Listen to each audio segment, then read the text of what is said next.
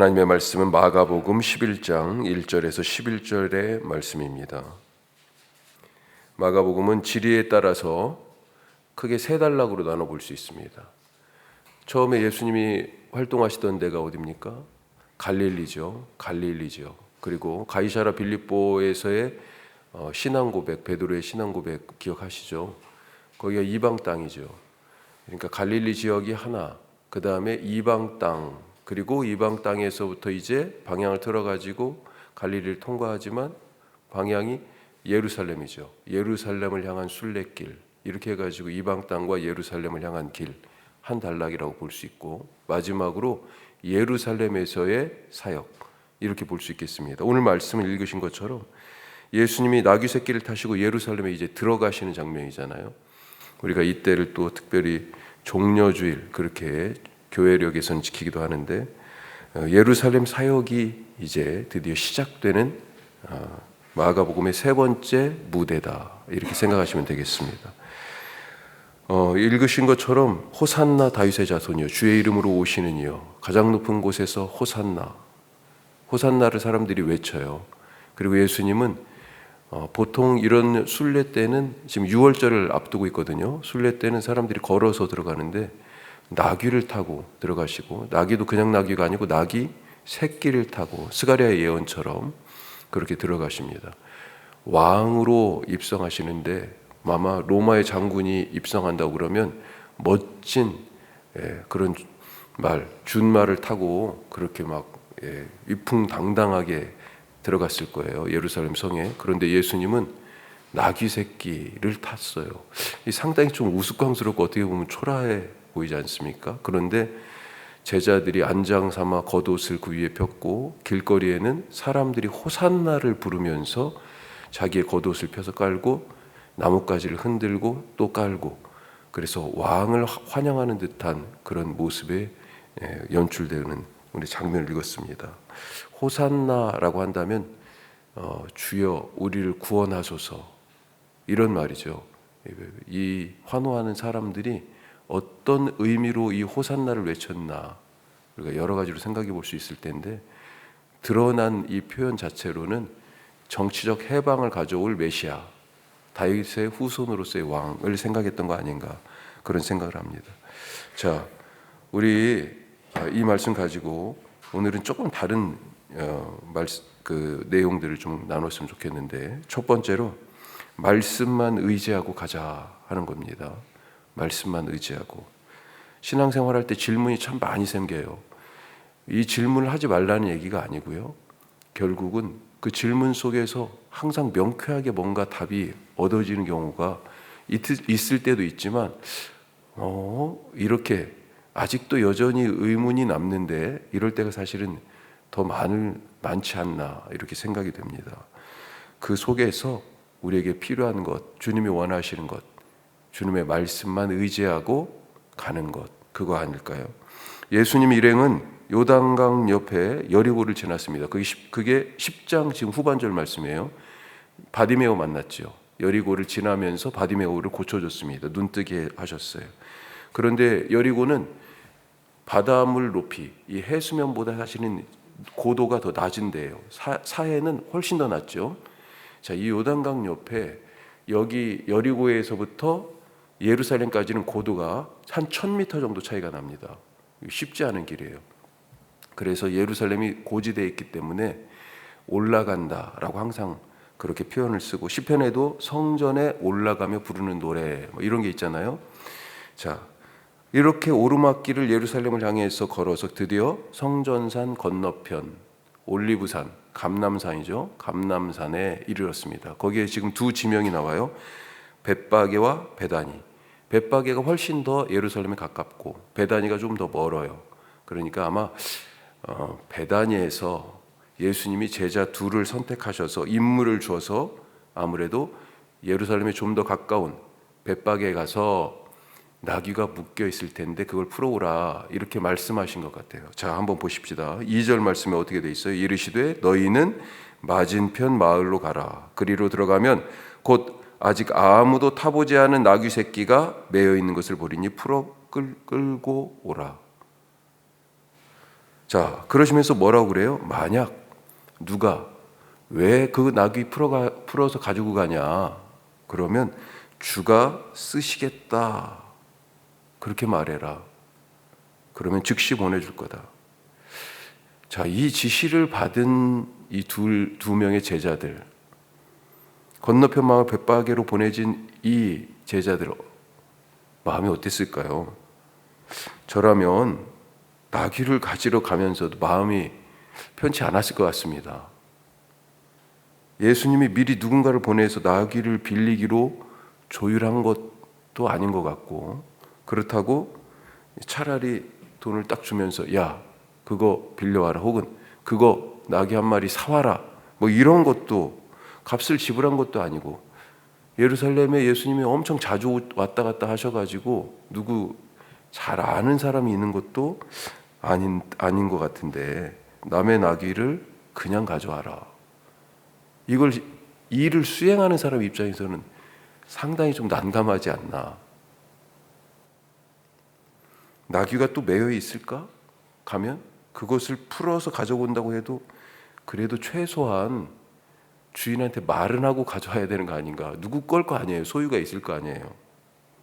그리고 예수님 말씀처럼 왜 가져가냐 그런 소리 듣는다면, 야, 내가 무슨 도둑질 하러 온 도둑놈도 아니고 예수님 말씀대로 사는데 그런 오해를 받을 수 있잖아요. 참 민망한 상황입니다.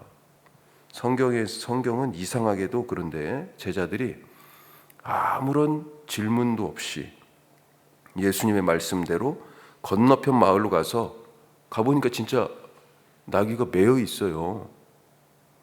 그리고 그 나귀를 풀어가지고 오는데 마침 주인인 듯한 사람들이 왜 가져가냐 물었고, 제자들은 예수님이 가르쳐 주신 대로 그대로 답을 하고 나귀 새끼를 그렇게 그냥 가지고 왔어요.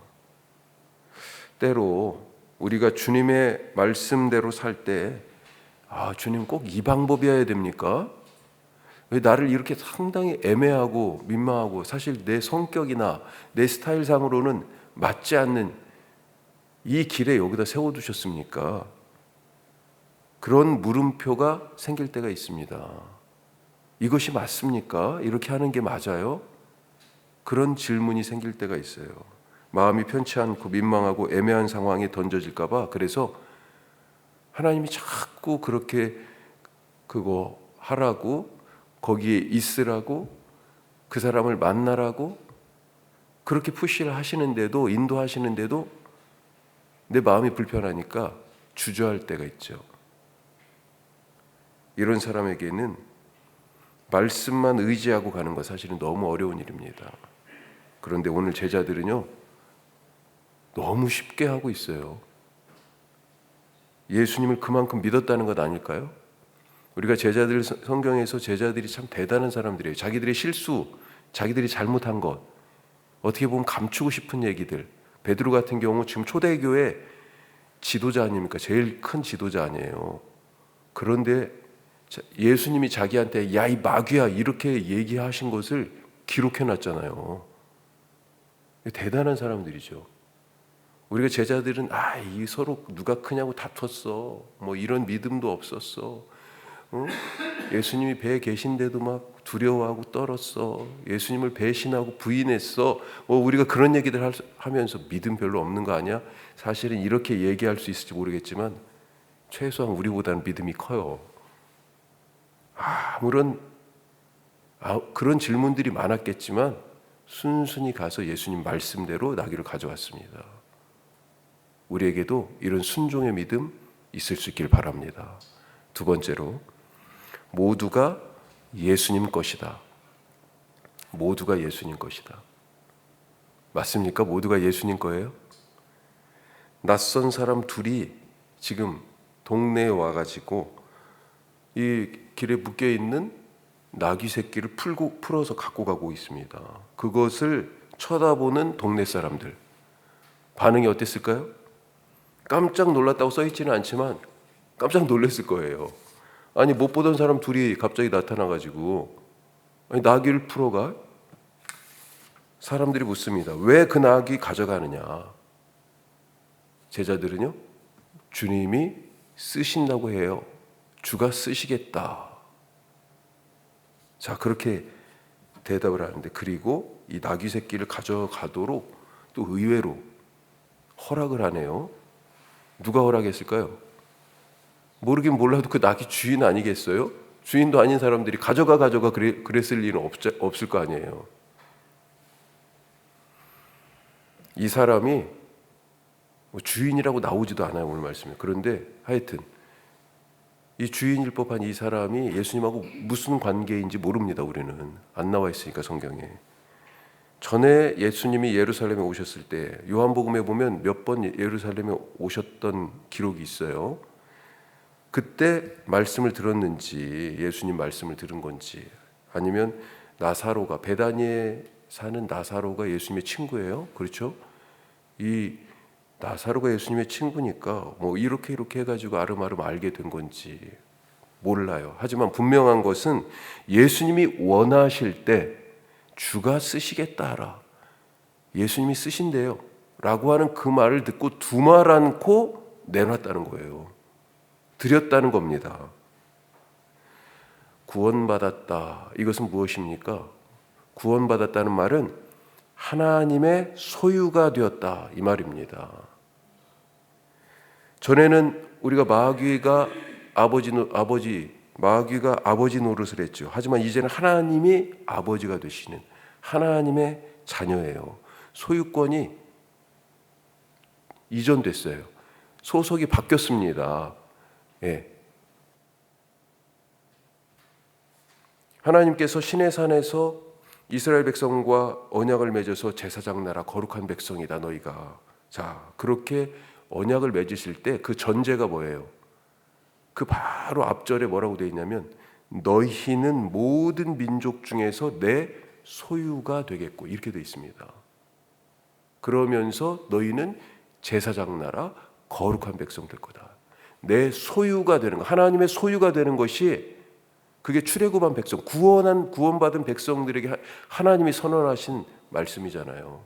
나는 너희 하나님이 되고 너희는 내 백성이 되고 내 소유라고 얘기하시는 거잖아요. 구원받았다는 얘기가 하나님의 것이 된다라고 하는 것입니다.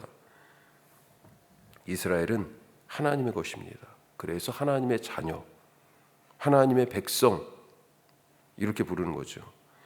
아브라함을 시험하실 때도요, 이 소유에 대해서 하나님이 시험하셨어요. 이삭을 나한테 달라고 그러셨잖아요. 누구 것입니까? 이삭. 아브라함이 착각했던 거예요. 내가 100살이 얻었으니까 내 자식이라고 알았어요. 내 것이라고. 하나님의 것이잖아요. 하나님이 주셨고 하나님이 가져가시는 거예요. 하나님 것이니까. 욥도 그래서 고난당할 때 깨달았죠. 주신 자도 여호와시요 취하신 자도 여호와시니 여호와의 이름이 영광을 찬송을 받으실지어다. 주가 쓰시겠다 하는 것은 주님이 지금 자기 것을 찾으시는 겁니다. 그거 내 건데 소유권을 주장하시는 거예요. 그런데 세상에서는요, 낙이 주인이 있다고 말하죠. 그 낙이 주인이 있는 건데 얘기하잖아요. 이 집이 내 명의로 되어 있으니까 내 것이라고 주장하는 것과 똑같습니다. 가서 떼어봐. 등기가 내 이름으로 되어 있지, 내 것이야. 이게 세상에서 하는 얘기죠. 그런데 신앙, 그리고 이 성경에서는 뭐라고 얘기해요? 하나님은 이 세상의 모든 것이 당신의 것이다 라고 말씀하신다는 거예요. 소유권을 하나님이 주장하십니다. 그리고 그 소유권을 주장하시는 중에 누구도요? 바로 우리의 영혼에 대한 소유권도 하나님이 주장하시는 거예요. 누구한테요? 마귀한테. 내 자녀다. 내 딸이고 내 아들이다. 당신의 자녀들의 영혼을 하나님이 찾으십니다. 나는 어떻습니까? 내 건강, 내 시간, 내 경력, 내 관계, 내 자식 모두 누구 거예요? 오늘 시간을 이렇게 하나님께 드리신 거잖아요. 이 새벽에 정말 귀한 거예요. 하나님의 것입니다. 오늘 우리 입에서 이런 고백들이 계속 나올 수 있길 바랍니다. 이거 내가 하는 일 하나님의 일입니다. 그래야 그 일이요 밥 벌어 먹고 살기 위한 일이 아니라 하나님이 내게 맡겨주신 거룩한 일이죠. 물건을 하나 팔아도 그 일이 거룩한 하나님의 일이 되는 거죠. 세상의 모든 것은 예수님의 것입니다. 이것이 믿음이에요. 기도하겠습니다. 자, 오늘 이 말씀 생각하면서 말씀만 의지하고 갑시다. 때로는 질문이 많이 생겨요. 살면서. 그런데 말씀만 의지하고 가요. 또 한 가지, 누구 것이에요? 다 주님의 것입니다. 내 생각도 내 일도 다 주님의 것입니다. 우리 그렇게 고백하면서 기도하시고요.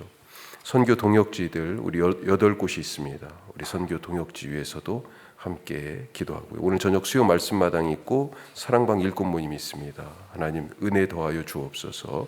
우리 교회 사랑방들이 잘 세워지게 하옵소서. 우리 다 같이 기도하겠습니다.